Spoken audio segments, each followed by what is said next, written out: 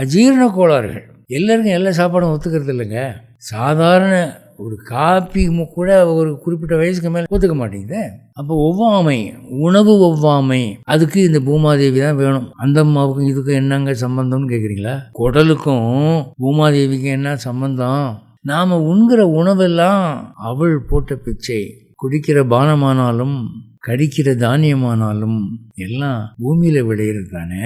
அதுதான் நமக்கு ஒத்துக்காமல் போகுது.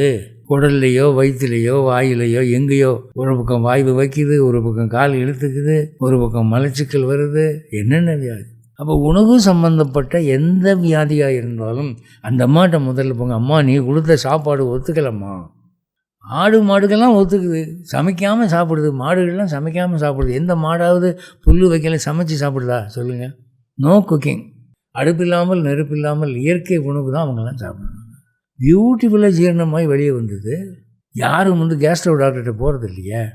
அப்படி இருக்கிற போது நாங்கள் பார்த்து சாமான் வாங்கி பூச்சி எடுத்து ஆஞ்சி போட்டு சமைச்சிட்டு ரொம்ப ரசாயன விதமாக நாங்கள் சமைச்சு சாப்பிட்டா அது போய் வலி கொடுக்குதுன்னா என்ன அர்த்தம்? மாட்டுக்கு நீ காட்டுகிற கருணை மனிதனுக்கு காட்டக்கூடாதோ என்று இந்த ஜீரண கோளாறுகளுக்கு அந்த அம்மாக்கிட்ட கேட்கலாம்.